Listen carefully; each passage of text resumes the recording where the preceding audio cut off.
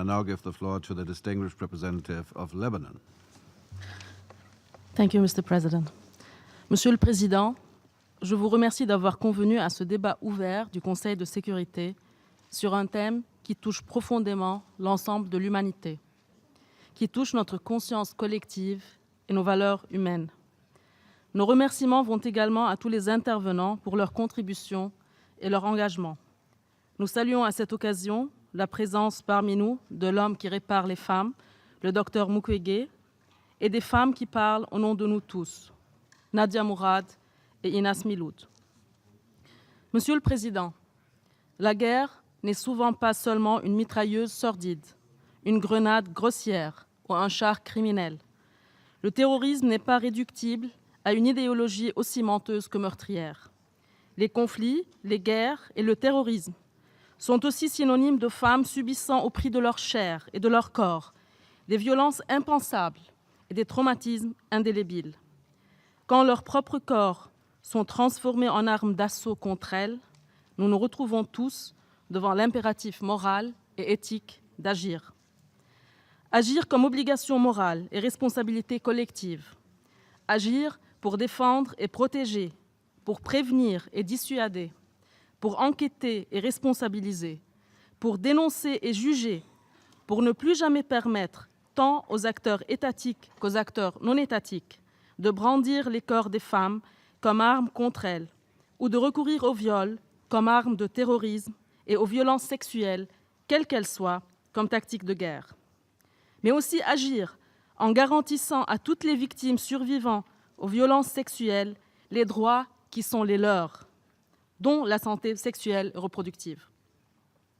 Pour ce faire, nous appelons au respect total des normes de droit international et de droit international humanitaire en temps de guerre, ainsi qu'à veiller à l'application de toutes les résolutions du Conseil de sécurité portant sur l'agenda Femmes, paix et sécurité, dont la clé de voûte reste la résolution 1325.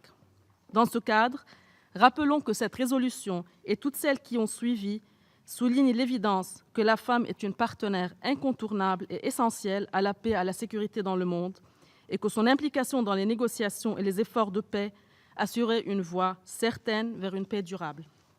Monsieur le Président, dans le contexte national, nous soulignons l'importance de la mise en place de mécanismes d'enquête et d'information inclusifs et sensibles aux questions de genre et d'introduire des législations pertinentes qui visent à traduire devant la justice les commanditaires et toute personne responsable des actes de violence sexuelle contre les femmes, mais aussi contre les hommes et les enfants. Dans cet objectif, des fonds spécialisés devraient être mobilisés afin de promouvoir et de renforcer les institutions chargées de surveiller, d'enquêter et de poursuivre ces actes répréhensibles. Par ailleurs, une amélioration des conditions d'accès à la justice demeure un élément de base dans ce processus. Enfin, n'oublions pas le besoin d'assurer la participation de la société civile et des défenseuses et défenseurs des droits humains dans l'agenda Femmes, paix et sécurité et de reconnaître le rôle fondamental qu'ils y jouent, souvent au péril de leur vie.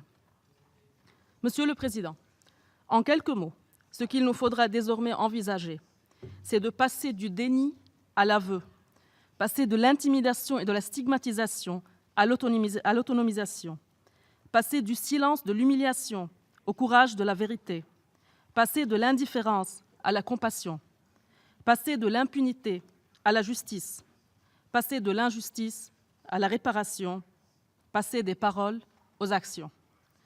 Parce que ce monde n'est pas celui de certains hommes qui font la guerre, mais celui de toutes les femmes qui veulent la paix. Je vous remercie. I thank the distinguished representative of Lebanon for her statement.